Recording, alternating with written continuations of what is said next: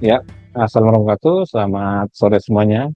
Kita ketemu lagi di ngobrol santai. Ya, kita ngobrol santai mengenai materi cancer.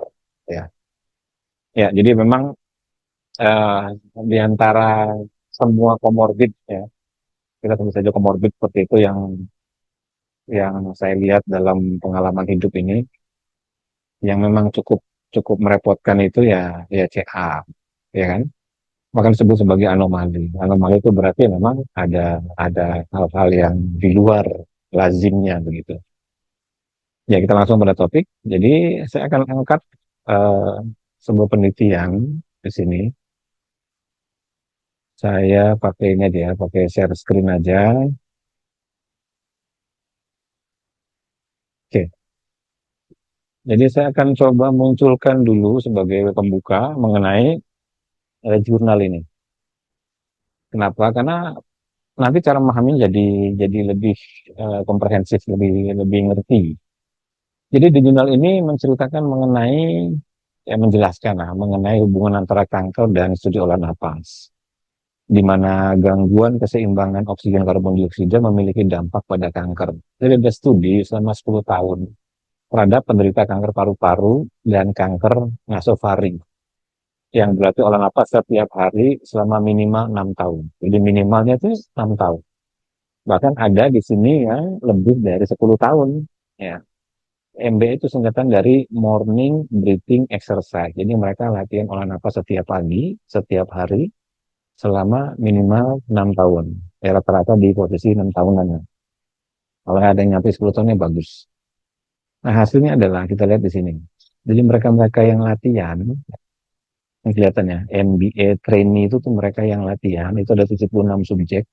Dibandingkan mereka yang tidak latihan olah nafas, itu 46 subjek. Ternyata survival proportionnya, jadi artinya survivalnya itu jauh lebih panjang umurnya dibandingkan mereka yang tidak pernah latihan olah nafas setiap pagi.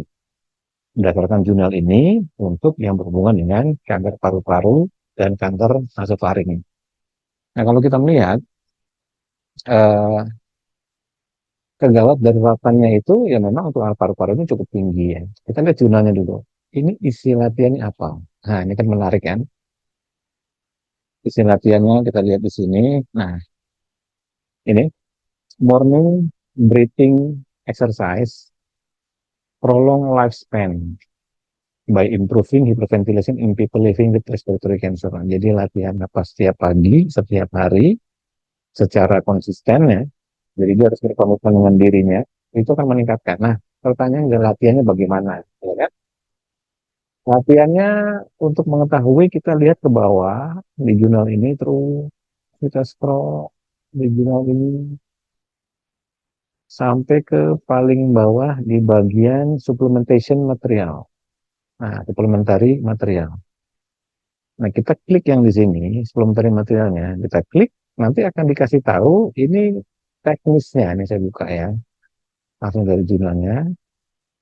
Nah, nanti di sini akan kelihatan teknisnya. Ya memang ini nggak ada gurunya, tapi ini ya cukup bisa dilihat lah. Cukup bisa dilihat bagaimana cara melakukan pemanasannya gitu kan. Nah, ini karena kebetulan ini cikung ya. Cara melakukan pemanasannya seperti ini, kemudian relaksasinya seperti apa, lututnya harus bagaimana, pinggangnya sebagaimana, otot perut bagian bawah bagaimana, dadanya, spine-nya, tulang punggungnya, bahunya, kemudian sikutnya harus bagaimana, ya kan? Ketiaknya harus bagaimana, lidahnya bahkan harus bagaimana, matanya harus bagaimana, kepala ini sangat detail sekali, sangat detail sekali. Ya karena ini memang nggak ada gurunya. Kita kalau ngeliat jurnal berarti nggak ada gurunya. Tapi pasti ketika apa namanya materi ini diteliti di jurnal ini pasti ada gurunya, ya kan? Guru yang mengajarkan detailnya. Tapi asumsinya kita akan lihat di sini. Nah, di sini dia melakukan free cycle breathing menggunakan abdominal breathing. Prosedurnya bagaimana? Move botanya pakai bahasa Inggris semua. Berarti Bapak Ibu kalau pengen ngikutin ini ya harus pakai bahasa Inggris. Intinya adalah dia melakukan berbagai macam gerakan, berbagai macam aktivitas olah napas, ya kan? Setiap hari, setiap pagi. Nah, pertanyaannya adalah mau tidak orang-orang CA itu melakukan sebanyak ini, ya kan? Dengan gerakan-gerakan, kemudian dengan teknik pernapasan dan sebagainya. Jadi, yang ingin saya tekankan di sini adalah bahwa keberhasilan di dalam, ya kalau kita jurnalnya di sini ya, nah, nah di sini, keberhasilan di dalam untuk mempertahankan survival rate-nya bergantung pada seberapa mampu pasien CA itu untuk melakukan olah napas setiap hari, setiap pagi secara konsisten berdasarkan kaidah-kaidah yang diberikan kepadanya. Kalau di sini kebetulan Cikung, ya berarti dia harus berguru pada guru Cikung, di mana nanti guru Cikung itu ngajari dengan gerakan-gerakannya, olah napasnya dilakukan setiap hari, setiap pagi, terus begitu, selama bertahun-tahun. Ya kan? Yang saya tekankan adalah banyak yang harus dilakukan. Ada gerakan-gerakannya, ada olah napasnya, ada relaksasinya, ada meditasinya, di supplementation material itu ada jelas sekali. Nah, maka dari itu, kadang-kadang nggak semua orang mau menjalani yang sebanyak itu. Ya, saya ambil contoh lagi yang kedua.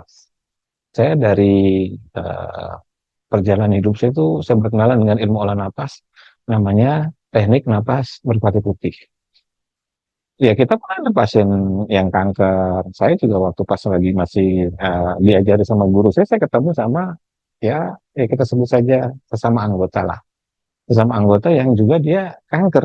Tapi karena kita ada puluhan sampai ratusan jenis teknik pernapasan, maka pasien yang kanker ini juga ya ikut latihan dengan kita, mengikuti ada namanya senam napas pengolahan. Itu ada yang dari mulai 9 bentuk, ada yang 16 bentuk, ada yang 24 bentuk, ada yang 34 bentuk. Bayangkan, dia mengikuti latihan sebanyak ada yang sampai 14 bentuk. Jadi badannya ditekuk. Wih, kayak ya ditekuk-tekuk lah begitu dengan sambil melakukan latihan pernapasan yang keras. 14 bentuk kali 2 berarti 28 bentuk. Baru nanti ada namanya senam napas pembinaan. Itu 4 bentuk kali 2 berarti 8 bentuk.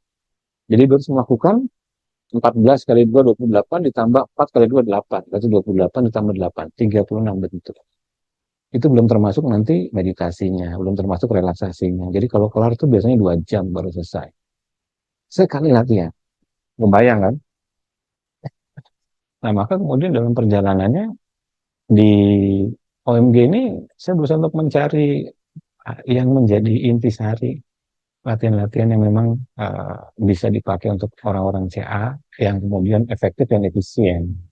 Ya, tentu saja pengertian efektif dan efisien ini pertimbangannya pasti banyak, ya kan? Nggak lantas kemudian sebuah teknik bisa menjadi obat bagi segala jenis, karena jenis kanker aja beda, ya kan? Ada kanker paru-paru tadi contohnya, ada kanker nasofaring, ada kanker payudara dan sebagainya dan sebagainya dan sebagainya. Maka sebuah teknik ini berkali-kali saya bilang, jika sebuah teknik ini berasal dari teknik tradisional, maka kita harus melihat jurnal-jurnal apa yang melingkupi penelitian-penelitian apa yang sudah dilakukan terhadap jenis-jenis kanker seperti ini. Supaya kita ada gambaran, karena kanker payudara nggak sama, sebuah teknik yang dipraktekkan pada kanker payudara bisa jadi tidak sama dengan sebuah teknik yang dipraktekkan pada kanker paru-paru dari sisi efektivitasnya. Maka mesti dilihat, ya kan? Contoh ya. Ini kan tadi kita bicara kanker paru-paru, kan? Nah, sekarang saya akan lihat di sini kanker payudara. Nah, lihat sini. Ini ada 4 jenis kanker. Ya, ini kanker paru-paru, kanker payudara, kanker kolorektal, dan kanker prostat. Nah, kalau kita lihat di penelitian ini ya, jadi pada setiap kenaikan ketinggian 1000 meter, terjadi penurunan potensi pembentukan kanker paru-paru sebanyak 12,7%. 12,7%. Pada jenis ini kanker tertentu seperti kanker paru-paru dan payudara memiliki efek yang sangat signifikan terhadap perubahan ketinggian. Kan kelihatan dari garis bawah di sini ya. Jadi kanker paru-paru dan kanker payudara ini kelihatan dia memiliki dampak yang besar. Nah, di sini ya. Kanker paru-paru dan kanker payudara. Terhadap apa? Terhadap high altitude. Jadi teknik-teknik yang terbukti dapat meningkatkan SpO2 gitu kan. Kemudian teknik-teknik yang dapat menurunkan SpO2, sorry bukan meningkat, yang menurunkan SpO2 yang seakan-akan sel itu berada di ketinggian, maka efektif terhadap paru-paru dan payudara. Tapi tidak begitu efektif terhadap kanker prostat dan kanker kolorektal. Apa contohnya teknik-teknik yang meningkatkan sel seakan-akan di ketinggian? Ya ini teknik-teknik yang seperti Wim Hof atau turunannya. Karena saya pernah jelaskan di pembahasan yang lalu, waktu menjelang camp itu kan ada free webinar, silakan saya rasa disarankan untuk ditonton, membahas mengenai napas cepat. Napas cepat. Jadi Wim Hof itu turunan dari Bastrika Kapalbhati. Ini turunan dari apa? Nanti ada Tumo, ini turunan dari apa terus begitu. Jadi semua teknik napas cepat ini memiliki efek pada sel manusia itu eh, seakan-akan sel itu berada di ketinggian. Ketika sel berada di ketinggian, maka secara alamiah SpO2-nya akan turun.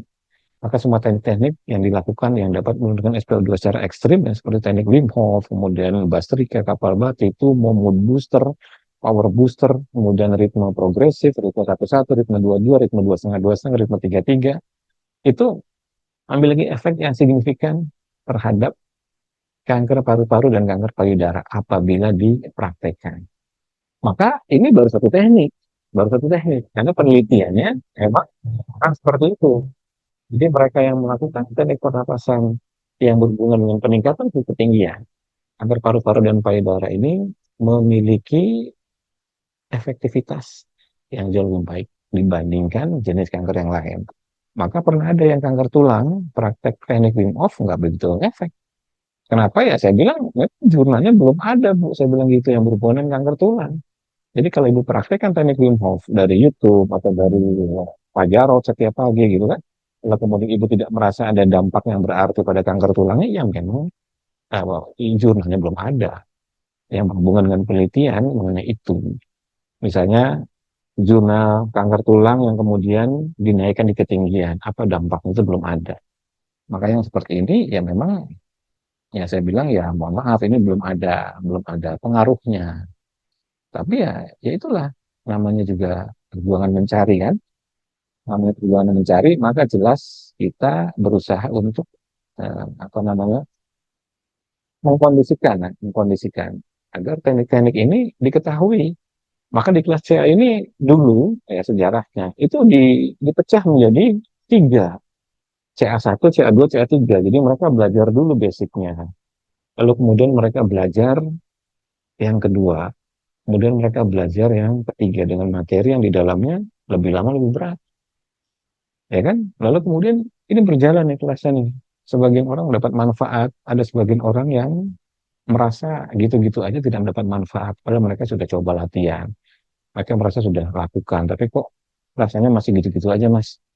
Ya karena saya bilang, kalau misalnya, nah ini sekali lagi saya ingatkan, peserta di kelas CA itu tidak mau berdiskusi, kita nggak tahu jenis CA-nya apa, kita nggak tahu progresnya seperti apa, karena mereka tidak melaporkan. Maka biasanya yang berhasil di kelas UMB itu adalah ketika si peserta itu yang CA tadi ikut di kelas, lalu dia melaporkan kembangannya, japri ke Intan maupun ke saya. Itu pasti signifikan perubahannya. Kenapa? Karena yang nanti akan disesuaikan, pengetahuannya disesuaikan dengan apa yang spesifik kankernya dari mereka. Maka dampak-dampaknya seperti apa yang harus dilakukan gitu. Karena tidak semua teknik kemudian bisa dipakai untuk semuanya. Nah kemudian apa lagi? Ini saya munculkan sini ya. Apalagi, ya ini pengaruh terhadap emosi pada tubuh. Dan ini pada sel CA juga ya penting. Maka dari itu latihan apa saja, teknik olah napas apa saja, itu berusaha untuk memunculkan perasaan senang, gembira, sukacita, bahagia. Kenapa? Karena ini dampaknya paling besar terhadap perubahan di badan kita. Kalau kita perhatikan, pengaruh emosi itu. Jadi kadang-kadang ada orang latihan napas, uh, dia selain males gitu, juga saya ambil charger dulu bentar ya. Juga kadang-kadang dia latihannya sambil handphonean gitu kan. Dia kadang-kadang latihannya dengan emosional, dengan kesal, dengan marah terhadap situasi yang dialami pada hari itu dan pada saat itu. Nah ini harus harus dihindari betul yang kayak gini. Kenapa? Ya tujuannya supaya ketika berlatih ya harus dengan perasaan-perasaan tertentu. Maka saya pernah membuat YouTube bagaimana 5 rasa besar yang sudah diteliti sains itu setiap kali kita mau latihan napas itu ya harus dipilih salah satu lalu dipraktekkan. Seperti misalnya acceptance, kemudian forgiveness, kemudian ada gratitude, loving kindness, happiness, compassion. Nah ini dipilih salah satu, silahkan dipraktekkan setiap hari, boleh divariasikan. Jadi setiap kali latihan napas dengan perasaan dengan gembira sukacita, boleh. Setiap kali latihan napas dengan penuh rasa bahagia, itu juga boleh. Setiap kali latihan napas dengan penuh welas asik, itu juga boleh. Setiap kali latihan napas dengan penuh rasa syukur, itu juga boleh. Tinggal dipilih aja, karena ini rasa-rasa positif yang pernah diteliti sains, yang manfaatnya juga sudah dibuktikan terhadap tubuh. Nah, kemudian berkembang lagi kelasnya seiring ditemukannya perkembangan baru, yakni bagaimana melakukan stress management. Maka dari itu, di peserta kelas-kelas CA itu biasanya diajarkan di kelas COMG ya, biasanya diajarkan bagaimana dia membangun trust kepada diri sendiri. Bagaimana dia berusaha untuk tubuhnya itu diyakinkan. Tubuhnya diyakinkan. Lewat latihan napas ini diyakinkan terus-menerus every single day. Diyakinkan bahwa tubuhnya untuk tidak stres, diyakinkan bahwa tubuhnya akan mampu melakukan recovery, diyakinkan bahwa tubuhnya itu akan melakukan semua yang baik-baik, diyakinkan bahwa tubuhnya akan mampu untuk melakukan semua proses kesembuhan. Semua diyakinkan. Dijelaskan di banyak kelas COMG-nya, saya masuk untuk memberitahu bahwa proses kesembuhan itu jalannya tidak seketika. Kita memang pengennya cepat. Orang sakit saya pengen sembuh cepat gitu kan.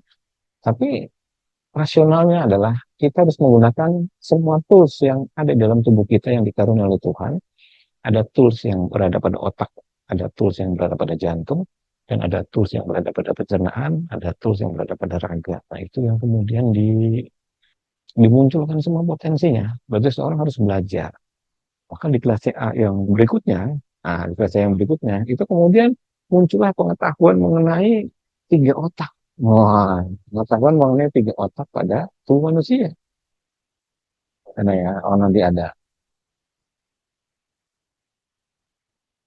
Ya, otak-otak ini kemudian nanti akan di-manage. Bagaimana cara manage otak kepala. Berarti definisi di otak kepala itu adalah di dalamnya selain ada fisik yang berupa 1 sampai 1,5 kilo otaknya, juga ada pikiran di dalamnya gitu kan. Ada potensi abstraksi namanya visualisasi. Nah itu kemudian digali potensi itu di kelas CA yang berikutnya.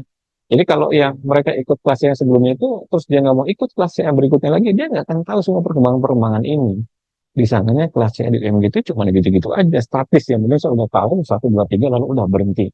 Karena perjalanan itu jalan terus. Maka kemudian saya menggali bagaimana cara yang supaya di-press lagi. Kalau tadi saya cerita di awal, yang morning breathing exercise itu ada banyak gerakan, banyak teknik pernapasan gitu kan. Lalu biasanya dia dikompres, ya kan? Dikompres menjadi lebih sedikit. Nah itu muncullah kelas CA. Lalu pada perjalanannya bisa nggak jadi dikompres lagi, menjadi lebih lebih inti lagi. Maka jadilah kelas CA membahas mengenai fungsi otak kepala, otak jantung, otak perut. Di otak kepala ya dipelajari ilmunya. Ada apa di situ? Selain dari otak sebagai fungsi fisik yang melahirkan berbagai macam hormon-hormon gitu kan, protein juga enzim, di otak juga ada gelombang otak. Lalu gelombang otak ini mewakili apa untuk orang-orang CA, ya kan? Kalau orang-orang CA itu memang rata-rata dia gelombang otak itu beta, karena high stress, stress tinggi. Lalu dipelajari di kelas CA, oke, bagaimana gelombang otak yang 5, yang alfa, beta, delta, theta, gamma, yang masing-masing itu mewakili kesadaran tertentu, mewakili fungsi tertentu, yang tadinya stres berada pada gelombang beta bisa nggak diturunkan menjadi gelombang alfa. Kenapa? Karena alfa ini adalah gelombang yang mewakili proses relaksasi. Kalau relaksasinya berhasil, maka secara alamiah akan terjadi peningkatan imunitas, gula darah akan turun, ya kan? Akan terjadi ketenangan dan sebagainya. Maka penting bagi orang CA untuk memahami bagaimana teknik untuk menurunkan gelombang otak dari beta menuju alfa. sehingga terbentuk relaksasi di otak kepalanya. Kalau otak kepalanya mengalami relaksasi, maka dia tidak overthinking, dia tidak traumatik, ya kan, belajarnya pasti turun. Itu diberikan di kelas CA. Jadi orang-orang yang tadi ikut di awal-awal ini, kemudian dia tidak mau ikut di kelas CA yang berikutnya, lalu kemudian ada upgrade di sini, otomatis ini nggak dapat. Karena ini kan perjalanannya jalan terus. Karena saya nggak pernah berhenti untuk membaca buku-buku, nggak pernah berhenti untuk mengeksplorasi jurnal-jurnal, nggak pernah berhenti untuk melihat dari pengalaman orang-orang yang sudah berlatih. Maka disimpulkan, oke, penting bagi orang C untuk memahami bagaimana switch gelombang otaknya dari beta menuju ke alfa. Penting sekali. Apakah alfa ini sudah cukup? Lalu kemudian berkembanglah perjalanan. Ternyata selain alfa, alfa itu ada di permukaan. Orang-orang yang sudah berhasil memasuki alfa, orang-orang yang sudah berhasil gelombang otaknya sering berada di kondisi alfa, itu juga bagus banget. Stresnya sangat rendah, imunitasnya sangat tinggi, ketenangannya sangat tinggi. Ternyata di plus lagi kita butuh alfa dengan delta. Maka dibuka bulan lalu kelas untuk gelombang delta. Di mana kelas yang gelombang delta ini ketika dibuka, kemudian ada salah satu peserta yang ikut, yang lagi ada kista, dia praktekkan, kistanya bisa mengecil. Itu karena perjalanan-perjalanan tadi. Hanya dengan memanfaatkan potensi dari gelombang otak alfa dan delta. Ini kita belum bicara gelombang jantung, berarti kita mau bicara jantung. Di mana di jantung itu selain fisiknya, segede kepalan tangan dengan segala fungsi-fungsi hormon, protein, enzimnya, juga di dalamnya ada fungsi-fungsi yang lain, seperti misalnya munculnya perasaan. Maka ada latihan di kelas khusus CA itu, di OMG ini, latihan pakai ritme 55 untuk melakukan penenangan. Ditenangkan dulu, dikendorkan otot-otot wajahnya, sampai terbentuk ekspresi wajah yang datar, kemudian geraham tidak bersentuhan, lidahnya mengambang, sampai keluar air liur. Begitu air liurnya udah keluar banyak, telan, begitu udah mulai air liurnya keluar banyak, parasimpatis sudah naik tinggi, lalu rasakan di dalam hati. Apakah ketenangannya muncul dan lahir, lalu kenali, rasakan. Jika ia sudah muncul, masuklah pada aspek netral. Aspek netral itu artinya kita tidak belok kanan, tidak belok kiri, tidak perlu takut cemas khawatir, juga tidak bahagia senang gembira suka cita. Masuk pada kondisi netral. Kalau yang tadi kan disebutkan saat latihan napas harus senang gembira suka cita. Itu untuk pada sebagian orang itu bisa praktek dengan baik. Tapi untuk masuk pada teknik ini, seseorang belajar untuk melatih pikirannya agar netral, melatih perasaannya agar netral. Kenapa? Karena ketika netral itu, di titik itu seseorang nanti akan belajar untuk ngomong bernarasi. Maka diajari konsep bioritmik di dalam kelas khususnya di OMG. Ya tentu mereka yang mengikuti perkembangan ini akan bisa melihat bahwa perjalanan kelasnya itu selalu dinamis, berkembang, berkembang, berkembang seiring munculnya pengetahuan-pengetahuan baru. Nah, jadi balik yang tadi, jadi seseorang tuh belajar untuk menetralkan pikiran dan perasaan jadi tenang, ya kan? Dan itu ada rasanya. Masuk ke gelombang alfa itu ada rasanya. Masuk ke gelombang delta itu ada rasanya. Jadi ini teknik kalau diajari tekniknya dan langsung bisa dipraktekkan. Dan ketika yang ngajar misalnya kayak Mas Andi, ya saya perintahkan kalau misalnya dia ngajar, dia harus bisa mendemonstrasikan dengan menggunakan alat ukur gelombang otak bahwa benar ketika mempraktekkan teknik itu gelombang otaknya berubah menjadi alfa. Benar ketika mempraktekkan teknik itu, gelombang otaknya berubah menjadi delta. Jadi seseorang, peserta itu nggak dikasih cerita, nggak dikasih cerita, tapi dikasih teknik yang betul-betul bisa dipraktekkan oleh instrukturnya. Dan udah kita uji puluhan kali, mungkin ratusan kali, dengan hasil yang sama. Karena kita punya alat ukur gelombang otak. Lalu kemudian ketika seorang itu belajar untuk menjadi netral, ini saja kalau dipraktekkan hanya dengan satu jenis ritme saja. Makanya pernah ada satu atau 2 bulan ya di kelas Rusia itu belajarnya cuma satu jenis ritme saja. Hanya ritme 55 saja. 20 menit dikali 3. Jadi 20 menit dulu ritme 55, lalu 20 menit lagi ritme 55, 20 menit lagi ritme 55. Tapi ritme-ritme yang diberikan di 20 menit pertama tidak sama detailnya dengan ritme 55 yang diberikan di 20 menit yang kedua. Tidak sama detailnya dengan ritme 55 diberikan di 20 menit yang ketiga. Kenapa? Karena di 20 menit yang pertama itu tujuannya adalah menurunkan gelombang otak dari beta menuju alfa. Kita terjadi relaksasi di otak. Baru kemudian nanti di 20 menit berikutnya, ketika sudah berhasil di alfa, seseorang bisa merasakan ketenangan tidak pada saat ritme 55 itu. Apakah pikirannya masih lompat-lompat? Maka nanti terjadi diskusi dan tanya jawab. Apakah Bapak Ibu muncul lintasan-lintasan pikiran saat lagi latihan, tiba-tiba ingat anak, ingat suami, ingat istri, ingat rumah sakit, ingat penyakit, ingat mati, dan sebagainya. Itu lintasan-lintasan pikiran yang muncul. Apakah lintasan-lintasan pikiran itu bisa dihilangkan atau tidak? Kalau sudah berhasil masuk ke alfa, maka lintasan-lintasan pikiran seperti itu biasanya sudah mulai nggak ada. Maka otaknya menjadi tenang. Kalau otaknya sudah menjadi tenang, lalu kenali di hati, di jantungnya, apakah jantungnya mulai tenang? Kalau jantungnya sudah mulai bisa tenang, lalu coba dikenali apakah bisa netral, bisa flat rasanya pada saat itu. Rasa flat itu berarti ya nggak ada takut, nggak ada cemas, nggak ada khawatir, nggak ada sedih, nggak ada bahagia. Pokoknya rasanya datar-datar aja. Nah, ketika rasanya sudah datar-datar aja, pada titik itu diajari lagi. Oke, sekarang kita belajar untuk membentuk narasi. Narasi itu berarti kata-kata. Maka di kelas khususnya itu didetailkan. Kata-kata ini ternyata tidak sekedar begitu aja kita asal ngomong. Kenapa? Karena setiap kata-kata yang diucapkan itu akan mewakili sisi spiritualitas dari diri orang itu. Contoh misalnya, saya sembuh. Kan sering tuh, saya sembuh, saya sembuh, saya sembuh, saya sembuh. Berkali-kali diucapkan kan? Berarti kata saya sembuh itu kata yang bikinan dia. Karena kata itu bikinan dia sendiri, maka ketangguhan, kekuatan dari kata saya sembuh bikinan dia itu bergantung pada aspek spiritualitas orang itu. Kalau spiritualitasnya bagus, maka getaran dari kata-katanya akan besar. Begitu dia bilang, saya sembuh. Atau dirancang misalnya, Tuhan berikan saya kesembuhan. Nah, misalnya begitu ya. Nah, itu bisa seperti itu. Tapi kadang-kadang ada orang setelah memperhatikan seperti itu dalam beberapa waktu, dia merasa nggak ada artinya. Rasanya kayak, aduh saya udah praktek mas 20 menit pagi, saya udah praktek 20 menit kali 3, berarti 1 jam di pagi hari, dia praktekkan lagi 1 jam sore hari, dengan narasi-narasi pakai bahasa dia, kemudian gagal. Maka di kelas saya dijelaskan lagi, oke, narasi itu tingkatannya ada 5. Yang pertama adalah narasi yang dibuat oleh diri sendiri. Jika ini tidak berhasil, maka kita bisa pakai cara yang kedua, yakni narasi yang dibuat oleh orang-orang yang dianggap diberkati. Kalau ini juga nggak berhasil, bisa pakai narasi versi ketiga, ya ini narasi yang dibuat oleh orang-orang yang pemuka agama, ya kan? Kalau ini juga dianggap tidak berhasil, bisa pakai narasi yang dibuat oleh para nabi. Jika ini juga bisa dipakai oleh narasi yang diambil dari kitab suci. Jadi kita dijelaskan secara detail. Ini perkembangan perjalanan kelas CA. Jadi dari mulai yang sekedar latihan napas, gitu kan, dengan perasaan-perasaan baik, lalu kemudian berjalan secara teknis, oke, ternyata harus mengatur 3 otak. Otak di kepala, otak di jantung, otak di perut. Berbicara masalah otak di kepala, berarti melibatkan gelombang otak. Apa cirinya orang stres di otak? Ini gelombangnya beta. Oke, turunkan jadi alfa.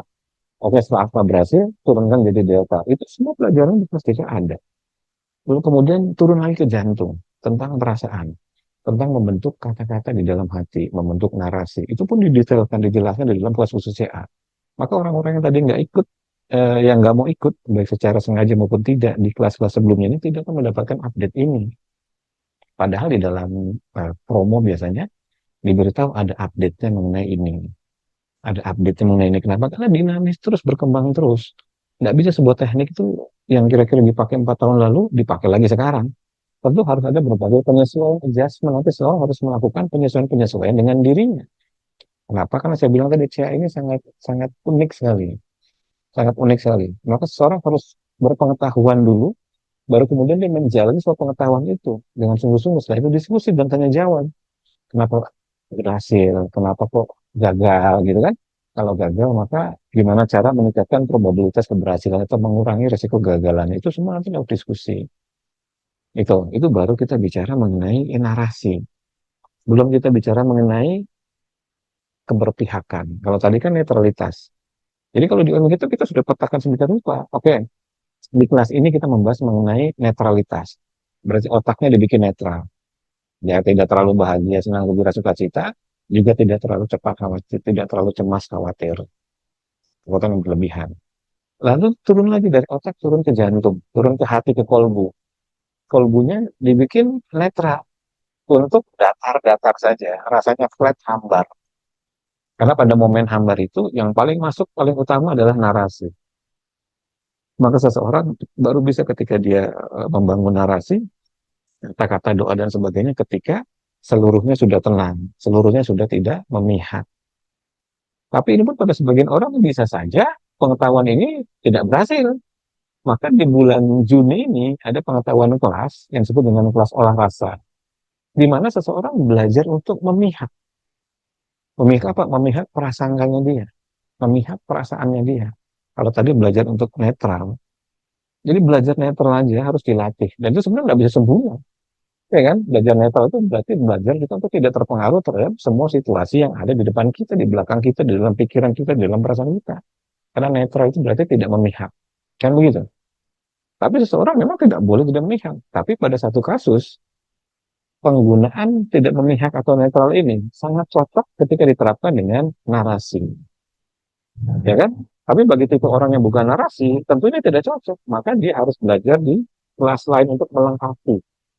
Nah, maka dibuatlah satu set sedemikian rupa pengetahuan yang terus-menerus di kelas ini berkembang, berkembang, berkembang. Agar apa? Agar peserta kelas itu mendapatkan pengetahuan dan wawasan bahwa, oke, kalau saya sudah mencari berbagai macam cara kesembuhan, nggak dapat-dapat. Saya sudah berobat ke sana kemarin nggak dapat-dapat. Saya sudah nyari ke sana kemarin nggak dapat-dapat. Maka ada alternatif lain. Alternatifnya adalah belajar sebagai seorang yang sedang mencari ilmu. Jadi apa itu? Ya ketika di dalam kelasnya ada bilang bahwa oke kita kan belajar eksplorasi tiga otak. Wah berarti ini ilmu baru nih, ya kan? Berarti niatnya adalah saya belajar pengetahuan mengenai tiga otak. Kosongkan dulu, hilangkan dulu semua hambatan-hambatan yang ada sebelum belajar aja dulu. Ya istilahnya ngelmu, ngangsu kawruh gitu, belajar dulu.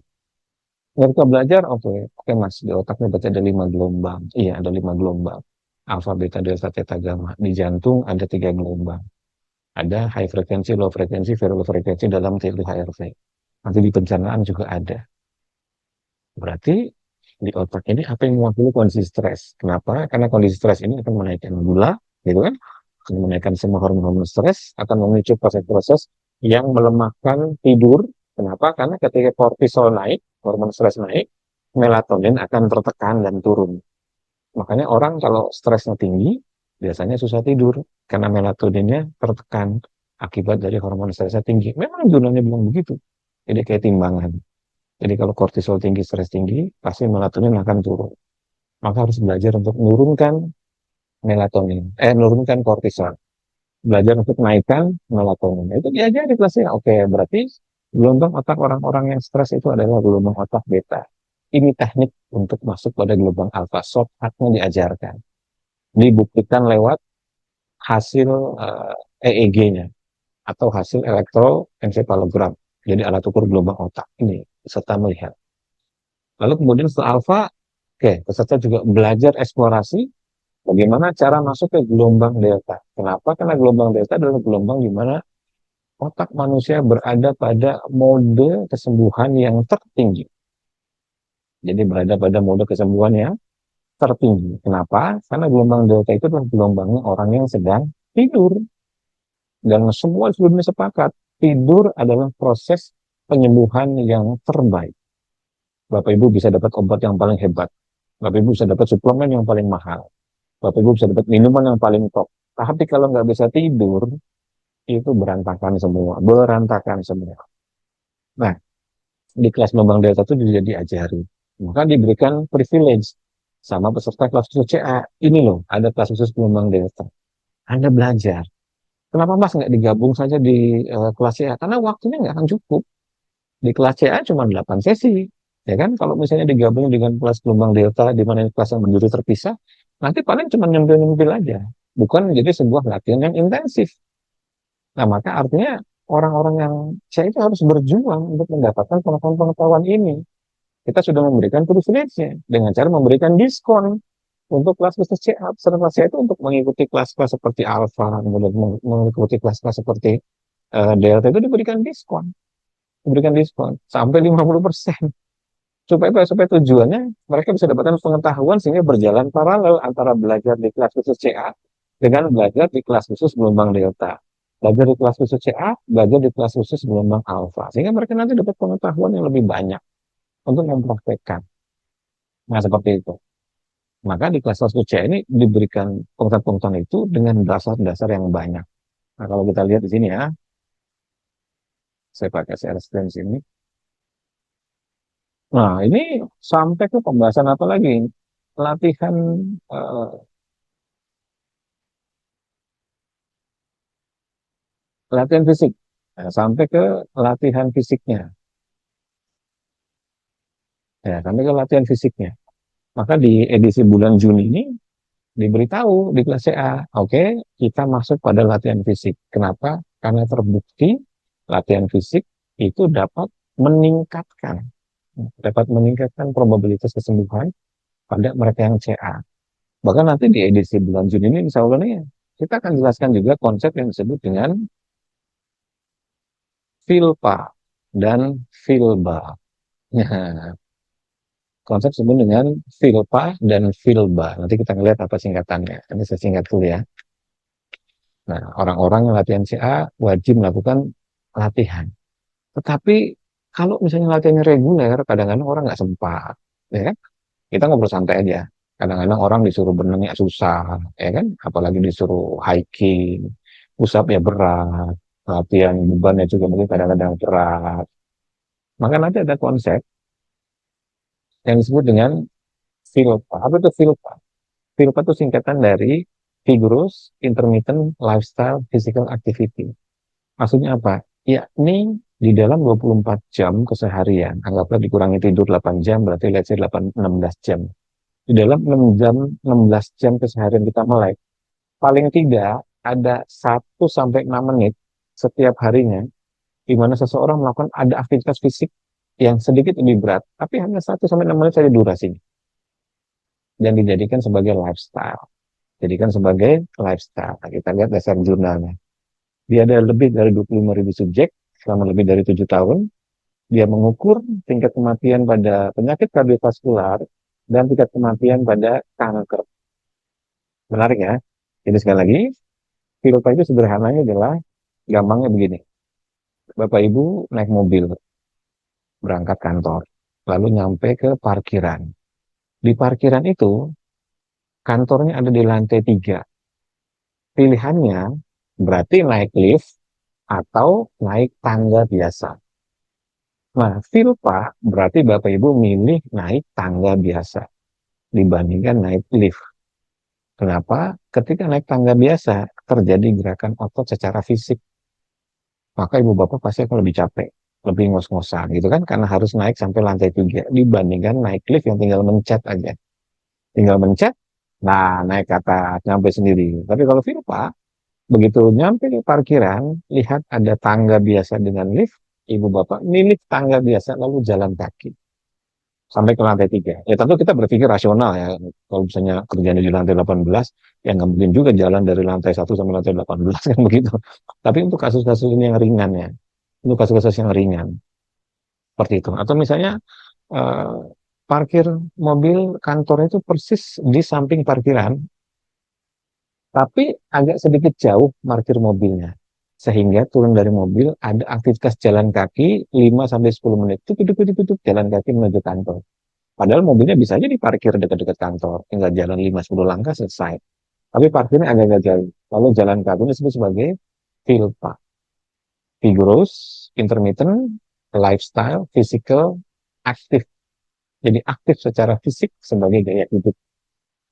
Itu kita lihat ya studinya. Nah, ini adalah HR. HR itu hazard ratio. Yang sebelah kiri hazard ratio itu adalah jumlah pengurangan rasio dibandingkan tidak terlibat di dalam VILPA. Yang sebelah kanan adalah dia melakukan berapa kali aktivitas fisik intensif dalam sehari. Ada yang 1 kali, 2 kali, 3 kali, 4 kali, dan seterusnya. Ya, jumlah momen melakukan VILPA dalam sehari, semakin ke kanan, semakin banyak melakukan. Ini adalah kategori orang-orangnya, subjeknya. Lalu kita lihat, hanya dengan melakukan 1 sampai 6 menit kegiatan fisik setiap hari yang rutin, ini sudah bisa untuk menurunkan tingkat mortalitas pada kanker. Hanya 1 menit sehari aja. Kan jalan kaki naik tangga itu kan mungkin ya let's say 1 sampai 6 menit lah, dari lantai 1 ke lantai 2 kan mungkin sekitar 3 menit jalan kaki gitu kan. Tapi lebih berat, lebih berat. Itu bisa. Kemudian apalagi? Parkirnya sedikit lebih jauh, lalu dia jalan kaki. Ya, terus apa lagi? Misalnya melakukan push up. Atau kayak peserta yang kemarin diberikan hand grip, maka dia saat nganggur hand gripan. Saya di mobil ada arm latihan yang melengkungkan besi, Kemudian saya juga punya hand grip di mobil. Jadi begitu parkir ya, begitu lampu merah, agak lama misalnya di Sudirman, lampu merahnya sampai let's say 3 sampai 5 menit gitu kan, ya saya latihan aja. Daripada bengong handphonean, saya remas-remas hand grip, saya latihan 3 menit selesai taruh lagi. Lagi nyetir, lagi berhenti di lampu merah. Kalau lagi nyetir pasti nggak bisa, lagi berhenti. Kemudian nyampe kantor MTH, saya dapatnya di basement di B2. Sementara kantor adanya di lobby di L. Ada pilihan untuk naik lift. Saya milih untuk naik tangga. Jadi saya naik 2 lantai. Ngos-ngosan ya lumayan. Apalagi kalau saya bawa tas yang berat, bawa barang berat gitu kan. Sengaja tasnya nggak saya taruh di punggung, tapi saya pegang pakai tangan kanan gantian. 1 lantai tangan kanan, udah ganti 1 lantai tangan kiri. Bahkan kalau 1 lantai push up dulu 10 kali. Kalau nggak ada orang ya, kalau ada orang ya nggak usah. Kalau kosong ya saya push up dulu 10 kali, baru kemudian saya naik lagi lantai 2, begitu nyampe sebelum keluar dari tangga, saya push up dulu 10 kali.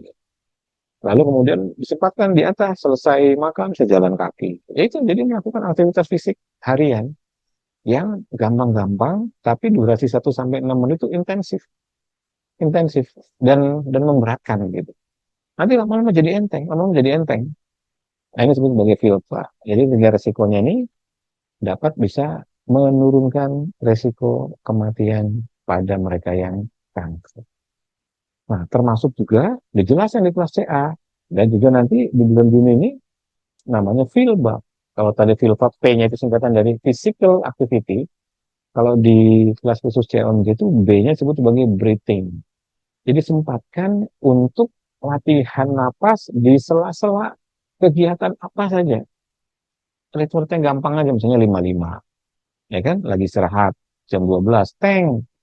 55 dulu lah, 5 menit. Dah, kemudian jalan kaki makan. Ya kan? Ketika makan, jalankan vilpa. Pilih yang agak-agak jauh. Supaya bolak-balik kira-kira 10 menit. Ya kan?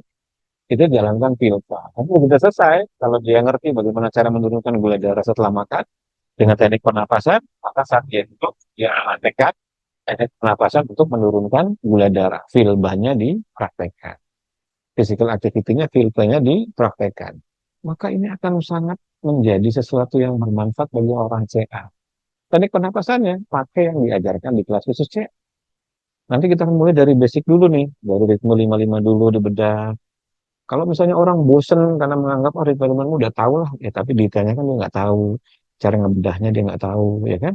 Maka disarankan kosongkan dulu pikirannya, terima pelajarannya, jangan langsung melompat jauh seakan-akan saya harus mendapatkan ritme yang sakti, yang pasti bikin sembuh gitu kan, yang pasti bikin hilang CA-nya, ya jangan berpikir sejauh situ. Kalau yang seperti itu ya, ya itu udah terlalu banyak lah pikiran-pikiran menghayalnya. Kita berpikir rasional bahwa ini adalah pelajaran untuk melakukan manajemen terhadap tubuh, mempelajari eksplorasi pengetahuan tentang otak, eksplorasi pengetahuan tentang napas, eksplorasi pengetahuan mengenai tubuh, mengenai jantung gitu kan, mengenai kolbu, mengenai perasaan itu dibedah semua di dalam kelas BCCA itu secara bertahap. Tentu tidak dalam 1 bulan, maka dibikinkan di bulan kedua ikut lagi saran saya, di bulan ketiga ikut lagi, di bulan keempat ikut lagi. Kalau yang itu yang morning breathing exercise yang saya munculkan jurnalnya tadi saat awal Zoom ini dimulai aja, itu 6 sampai 10 tahun. Nah sekarang Bapak Ibu yang protes di kelas CA, belajarnya baru sebulan 2 bulan. Ya kan, lalu berharap keajaiban semuanya itu luar biasa. Itu yang jurnalnya 6 sampai 10 tahun aja itu ya baru terbukti tuh. Ini baru udah 3 bulan, kemudian ibaratnya, ya itu pun ya saya nggak tahu Bapak Ibu yang di kelas saya itu latihan serius apa enggak gitu kan. Atau jangan-jangan latihannya cuma sebatas seminggu 2 kali aja di kelasnya aja, atau seminggu 3 kali di kelasnya, sementara 4 harinya libur. Ya jangan berharap progresnya jadi besar, kan begitu. Sementara di jurnal itu rata-rata mereka melakukan morning breathing exercise-nya itu every single day, setiap hari. Nah, jadi tujuan di kelas CA-nya itu adalah memberitahu, memberikan wawasan, gambaran bahwa kita selalu mengembangkan teknik-teknik yang membantu orang-orang CA ini agar pertama low stresnya, stresnya menjadi sangat rendah. Karena dampak dari stres rendah itu besar banget, dampak dari manajemen stres itu besar banget. Bapak Ibu makannya bergizi, Bapak Ibu makannya organik, Bapak Ibu beli suplemen yang mahal-mahal, apa tuh minumnya yang pH tinggi gitu kan, air apa kayak udara di rumah bersih, tapi stresnya tinggi nggak bisa di manage, itu rusak. Makanya lihat videonya, eh, kalau nggak salah tuh Ibu Gavrila kalau nggak salah namanya. Jadi dia bercerita makan organik apa segala macam, tapi stres manajemennya tidak bisa di manage. Maka akhirnya kankernya malah jadi tambah ganas. Begitu stres manajemennya bisa di manage, dia belajar teknik pernafasan, kemudian dia belajar mengatur pikirannya, dia belajar mengatur perasaannya, dia belajar menang, belajar diam, belajar untuk tidak melompat kemana-mana pikirannya, belajar netral. Maka pada titik itu CA-nya turun secara signifikan. Sama di kelas M juga kita testimoninya banyak sekali, hanya memang tidak saya angkat testimoninya di banyak YouTube ya. Ada satu video yang saya memuat banyak testimoni orang CA. Tapi selebihnya ya nggak saya angkat begitu. Karena pertama saya nggak ada waktu untuk wawancara. Yang kedua kelasnya kelas berbayar. Kalau kelas berbayar, kalau yang bersangkutan dengan sukarela, dengan suka hati memberikan testimoni ya dengan senang hati. Kalau enggak ya sudahlah, biarkan cerita dari mulut ke mulut saja. Itu. Jadi belajar melakukan stress management. Karena ini penting banget, ya kan? Dengan stress management yang baik, maka gelombang otak akan senantiasa turun pada gelombang otak yang netral, yang masuk pada gelombang alfa, jantungnya juga akan, detak jantungnya akan low, parasimpatinya akan tinggi, proses penyembuhannya akan lebih baik. Kemudian di kelas khususnya diberikan juga pengetahuan mengenai bagaimana cara memahami latihan fisik yang baik bagi orang CA. Karena latihan fisik itu saya pernah munculkan jurnalnya, kalau orang-orang normal itu 150 sampai 300 menit per minggu, per minggu, 150 sampai 300 menit per minggu. Tapi orang-orang CA sudah stadium 4 nggak boleh. Itu dibatasi hanya sampai 120 menit per minggu saja. Ya kan? Ya mentok-mentok di 130-an menit lah. Kenapa? Karena ada keterbatasan. Jadi nggak boleh dibikin terlalu berat juga. Nah, maka diajari bagaimana cara latihan fisiknya di kelas khusus CA yang ringan, yang terinteraksi dengan nafas atau yang berdiri sendiri. Kemudian diajari juga di kelas khusus CA ini adalah ritme-ritme basic seperti ritme-ritme 55, bagaimana cara memanfaatkannya, bagaimana cara menggabungkannya dengan bioritmik narasi, bagaimana cara menggabungkannya dengan bioritmik rasa, bagaimana cara menggabungkannya dengan bioritmik visual. Ini pengetahuan.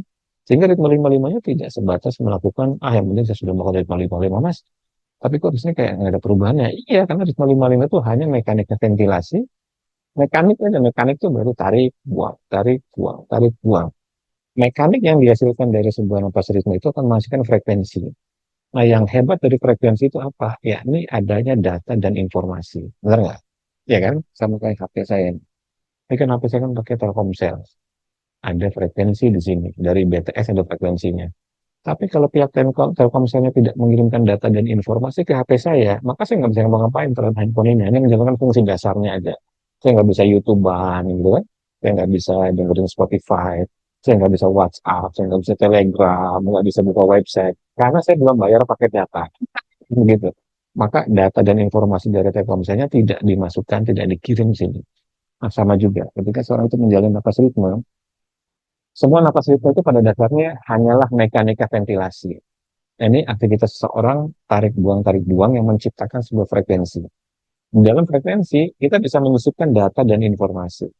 Nah, ini bagian yang penting. Maka bagian CA diajari bagaimana cara memasukkan data dan informasi secara benar pada frekuensi yang mana. Dan ini pengetahuan. Ya kan, ini nggak ada dicari tempat lain. Kemudian apa lagi? Diberitahu. Di kelas CA ini, seseorang yang menciptakan sebuah kesembuhan. Kesembuhan itu tidak ada atau belum ada pada saat ini, ya kan? Kalau pada saat ini belum ada, berarti saya pengen itu ada. Sedangkan kesembuhan adanya di masa depan. Itu diceritakan di kelas CA itu. Kesembuhan adanya di masa depan.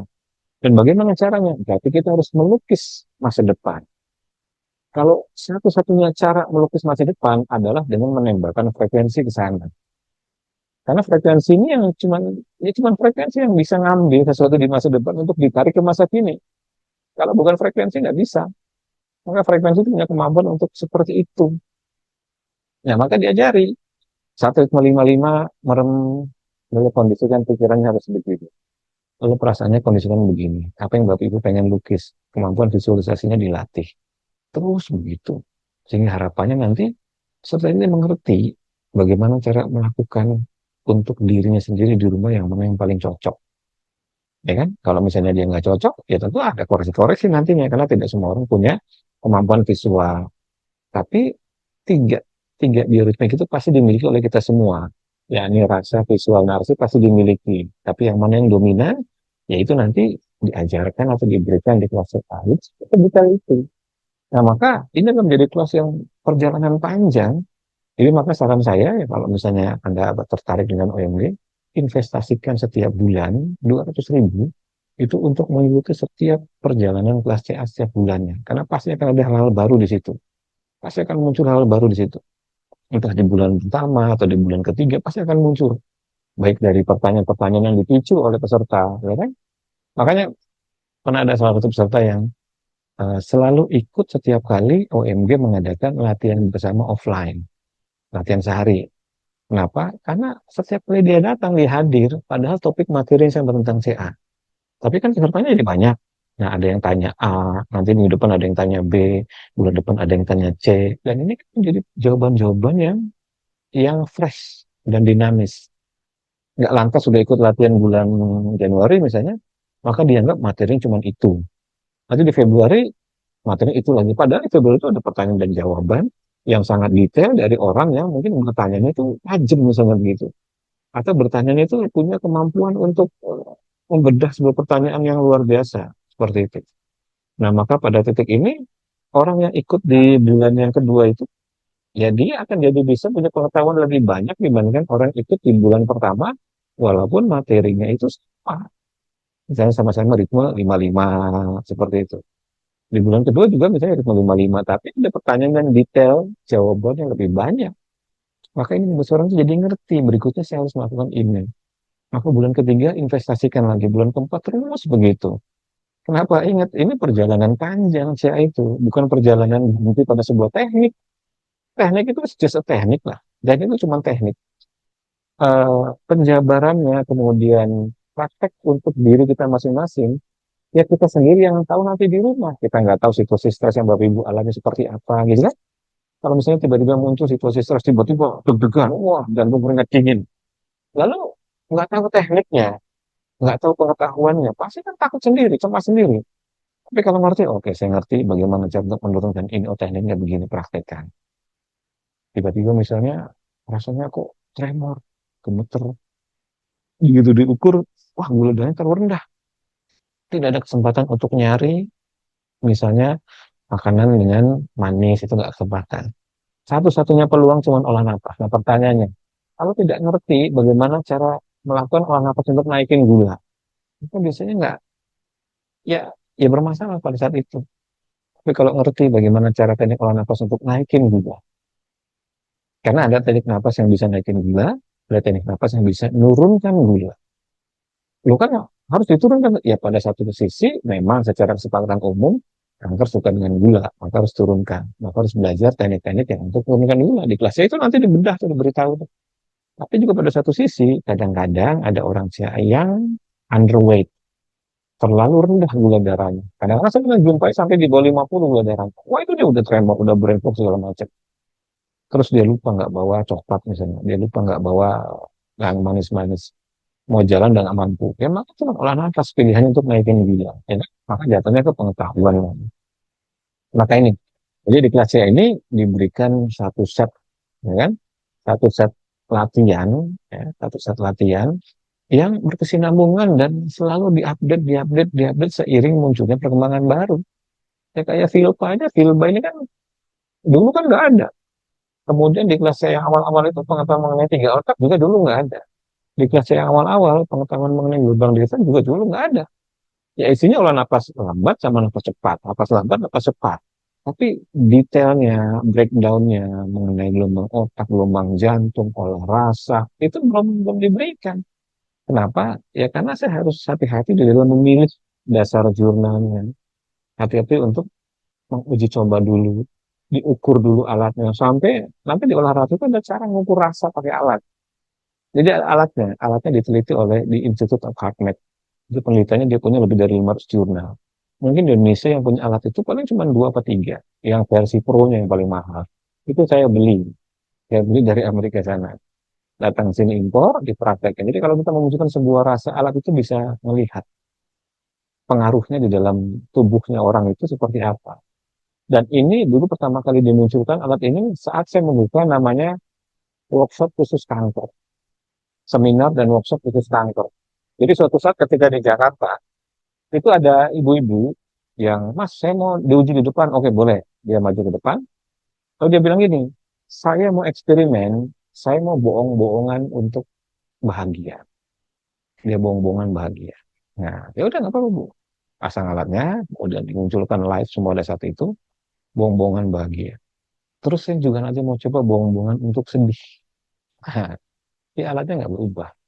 Tapi ketika dia jujur bahagianya, dia jujur sedihnya, alatnya berubah. Ya karena memang nggak bisa di apa namanya dibohongi gitu. Kalau seorang itu benar-benar gitu kan, ya pasti metabolisme badannya juga akan mengikuti dari kesembuhan yang terjadi pada saat itu. Tapi kalau dia bohong-bohongnya nggak bisa, karena seringkali kita begini, misalnya membentuk narasi, saya sudah sembuh, atau saya sembuh, saya sembuh, saya sembuh, saya sembuh terus begitu. Atau Tuhan berilah saya kesembuhan, saya percaya Engkau berikan saya kesembuhan, Tuhan saya percaya Engkau berikan saya kesembuhan terus begitu. Terus coba lakukan misalnya 500 kali ucapan seperti itu. Pasti lama-lama rasanya hambar, benar nggak? Pasti lama-lama rasanya hambar. Ketika sudah hambar, dia tidak punya power spiritualitas lagi kata-kata itu. Itu harus dikoreksi.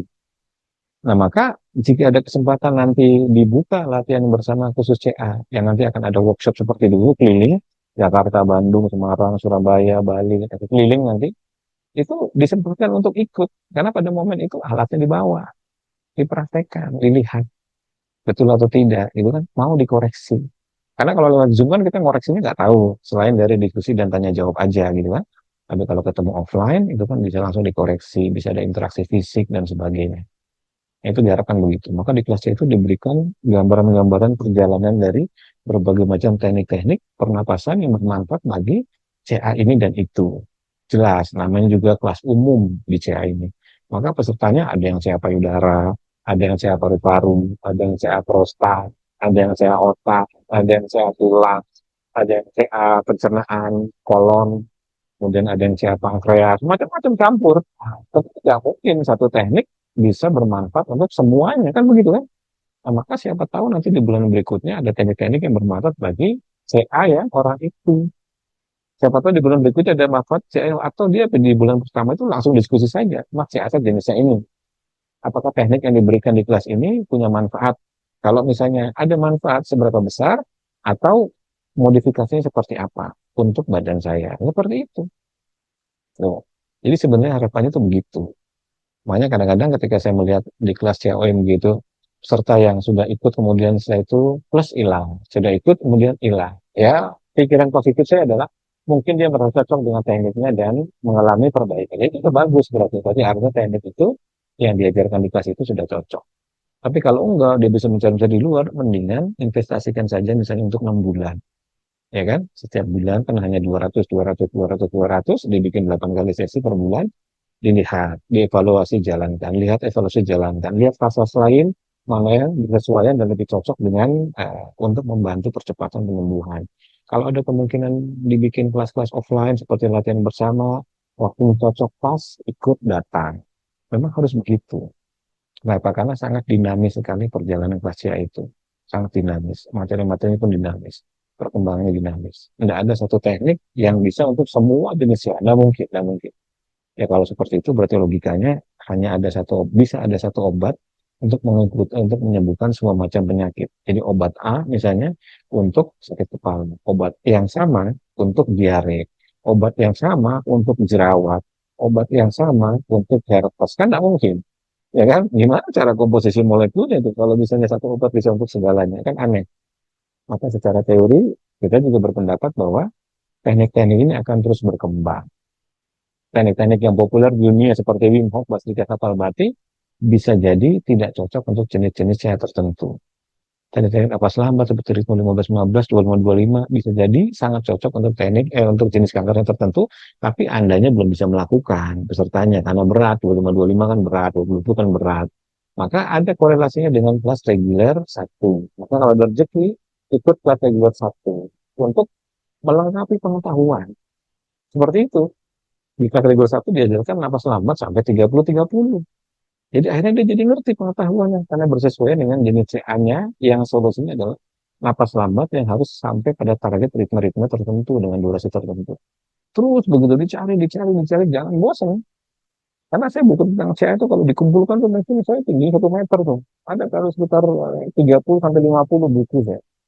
Iya betulan itu. Dan itu kadang-kadang bukunya tuh nggak melulu berhubungan sama CA. Kadang-kadang saya melihat pengalaman orang, orang dengan karakter yang kayak gini, misalnya orang dengan kanker CA, kenapa dia bisa survive? Oh karena dia begini, begini, begini.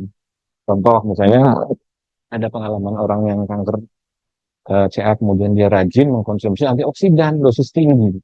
Jadi dia datang ke dokter, dia minta disuntik antioksidan dosis tinggi, dia suntik glutathione, dia suntik vitamin C, kemudian CA-nya mengecil dan remisi. Nah, mengecil dan remisi. Lalu saya berpikir, bisa nggak tubuh manusia itu menghasilkan antioksidan yang tanpa pakai bantuan suplemen? Maka saya cari tuh jurnalnya tuh. Ini perjalanan panjang kan terinspirasi tadi. Maka saya cari jurnalnya. Bagaimana hubungan antara kanker dan glutathione, ya kan? Saya cari hubungannya, di mana manfaat dari apa perilaku sel kanker ketika dia di kemo, apa perilaku sel kanker ketika misalnya seseorang memasukkan antioksidan pihak ketiga secara oral misalnya, ya kan, ke dalam tubuhnya dan seterusnya dibahas tuh. Ini ada di videonya khusus mengenai kanker dan glutathione, bahwa orang-orang yang kanker kemudian kemo terbukti glutathione itu tinggi sekali. Kenapa bisa begitu? Karena ketika di kemo, sel kanker berusaha membela diri. Karena dia bukan manusia yang bisa gaplok, yang bisa nendang, bisa mukul, cara bela dirinya bagaimana? Sel kanker membuat glutathione di dalam dirinya sendiri. Sehingga dia menjadi protektif terhadap kemonya. Makanya kadang-kadang bandel sekali nih. Udah di kemo berkali-kali sel-selnya nggak hilang-hilang. Ya karena sel-selnya menggunakan kemampuan tubuhnya untuk meningkatkan glutathione. Tapi, ini juga ada tapinya. Nah, itu membuat akhirnya jadi resisten. Resisten berarti sangat sangat kuat terhadap kemo. Bahkan kemonya sampai radioterapi sampai 32 kali nggak hilang-hilang tuh. Karena bandelnya luar biasa. Maka solusinya bagaimana? Ternyata ada mekanisme sel yang disebut sebagai feedback inhibition. Apa itu feedback inhibition? Ya gampangnya begini. Ya ini ketika sebuah sel CA kemudian dimasuki dengan antioksidan, maka pada titik tertentu dia akan mencapai titik jenuh. Ketika dia mencapai titik jenuh, maka dia akan mengendorkan kadar antioksidan di dalam dirinya. Maka akhirnya sel C itu bisa dikemo. Tuh. Jadi bisa seperti itu tuh.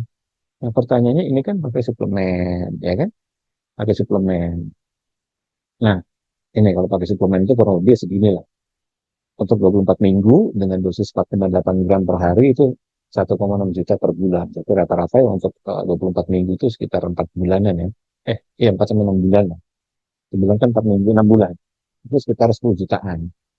Nah, ternyata ada ya studi olah napas untuk menghasilkan antioksidan glutathione yang bisa meningkat sampai 318% antioksidan glutathione-nya tanpa harus minum suplemen. Nah, ini materi ini diberikan di bulan-bulan tertentu di kelas CA. Tentu kita tidak bisa, secara rasional saya tidak bisa memberikan pengetahuan delta di kelas CA, pengetahuan alpha di kelas CA, pengetahuan fisik di kelas CA, pengetahuan glutathione semua di kelas CA, kemudian segala macam. Mungkin daya tampungnya terbatas, daya tampungnya kan terbatas. Maka yang saya bisa berikan adalah secara berkala diupdate, di bulan-bulan tertentu diupdate. Ini nanti kayak gini, nanti ada tambahan begini, tambahan bintang. Tujuannya supaya ya pengetahuan jadi lengkap. Seperti itu. Maka ternyata ada jurnal yang memang terbukti bisa untuk meningkatkan antioksidan glutathione hanya lewat olah nafas sampai 318%. Bahkan bisa meningkatkan antioksidan SOD sampai 164% hanya dalam waktu 45 menit setelah latihan. Dia kan itu jadi bagus banget untuk orang CA kan? Nah, seperti itu. Ini gambaran saja. Ya, ada pertanyaan.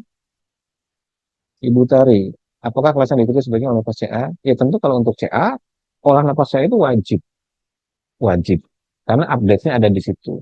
Adapun pelengkapnya, silakan Ibu Tari misalnya gabung dengan Alpha. Jadi CA plus Alpha. Nah, belum tahu Delta misalnya, Ya kalau misalnya pengen tahu delta berarti CA plus delta atau CA plus olah rasa. Seperti itu untuk memperdalam. Karena nggak mungkin tadi saya memasukkan materi olah rasa ke dalam sesinya CA itu pasti nggak akan keburu. Artinya terlalu banyak yang dikunyah nantinya. Jadi mendingan itu menjadi kelas yang terpisah. Yang silakan bisa diikuti di bulan ini atau nanti bulan besok nggak ada masalah. Tapi kelas CA ini yang wajib untuk diikuti terus-menerus setiap bulannya. Karena selalu akan ada update-update tadi. Kayak nanti ada update apa lagi nih? Nah, di bulan Juni ini, dari bulan Mei kemarin ada update mengenai latihan fisik. Pentingnya latihan fisik bagi CA yang sesuai dengan dasar jurnalnya. Nanti kita akan update juga ada latihan antioksidan yang diberikan kepada kelas C secara bertahap. Ya walaupun ibaratnya cuma 2 kali sesi atau 3 kali sesi. Karena nanti yang utama itu adalah bagaimana latihan untuk mengatur 3 otak itu, otak kepala, otak jantung, otak perut. Jadi bagaimana melakukan relaksasi pada otak, relaksasi pada jantung, relaksasi pada raga. Seperti itu, ciri-cirinya seperti apa, cara membuktikan secara medisnya bagaimana, gitu. Jadi itu diikuti terus-menerus secara rutin. Nah, maka tadi saya diceritakan di awal. Untuk mereka yang sudah pernah ikut kelasnya di awal-awal dulu, 3 tahun lalu kurang lebih ya, atau ya 3-4 tahun lalu, saran saya upgrade lah pengetahuan-pengetahuan ini. Karena ilmu pernapasan itu ya berkembang terus lah jurnal-jurnal. Ya kan berkembang terus. Dan siapa tahu puzzle-puzzlenya itu dengan kita tahu banyak, karena tahu banyak itu nggak dosa, puzzle-puzzlenya terkumpul semua. Sehingga menciptakan gambaran besar kesembuhan. Ya kan? Karena ada puzzle yang berhubungan dengan gelombang otak. Ada puzzle yang berhubungan dengan jantung, ada puzzle yang berhubungan dengan olah rasa, ada puzzle yang berhubungan dengan latihan fisik, ada puzzle yang berhubungan dengan antioksidan, ada puzzle yang berhubungan dengan penurunan stres atau stress management, ada puzzle yang berhubungan dengan melatonin, ada puzzle yang berhubungan dengan ritme sirkadian, ada puzzle, oh itu puzzle-puzzle semua tuh yang kita harus lihat, harus dapatkan puzzle-puzzle itu untuk ditempel-tempel, ya kan, di dalam bingkai kesembuhan kita. Kalau bingkai kesembuhan kita tuh kosong melompong begitu, puzzle cuma ada 2 3 yang nggak akan kebentuk, nggak akan kebentuk. Jadi tempelkan dulu sehingga nanti kita jadi ngerti. Jangan percayalah, ketika tahunya banyak tuh malah jadi nggak bingung, malah jadi ngerti. Oh iya harus begini, oh iya jadi begini, oh kalau jadi seperti begini. Hak situasional itu bisa berbeda untuk penderita C itu bisa berbeda-beda. Ada yang situasionalnya itu underweight, ada yang situasionalnya itu stresnya tinggi, ada yang situasionalnya itu rasa sakitnya luar biasa berat, ada yang situasionalnya itu metastasis, ya kan? Ada yang situasionalnya itu makin membesar, ada yang situasionalnya itu sudah diambil, sudah dioperasi, nggak kering-kering. Ada yang situasional, oh semacam-macam, beda-beda. Maka ini semua kan tentu pengetahuannya harus dimiliki oleh orang itu, ya kan? Kemudian berkembang di tahun 2020 ini, dari 2004 kemarin, itu pengetahuan mengenai red light, pengetahuan mengenai red light, pengetahuan juga mengenai cold exposure misalnya. Cold exposure untuk orang-orang CA misalnya. Kenapa harus wajib latihan tes? Ya, karena di dalam tes ini ada molekul yang disebut dengan ASP atau heat shock protein. Kemudian setelah latihan S juga terjadi duplikasi mitokondria atau mitokondria biogenesis, di mana ini sangat penting sekali bagi orang CA. Maka latihan S itu harus dipelajari ilmunya, harus mau dipraktekkan, harus mau dilakukan di rumah, karena dia punya manfaat, ya kan? Kemudian ada juga pengaruh cancer dengan red light. Nah, red light ya.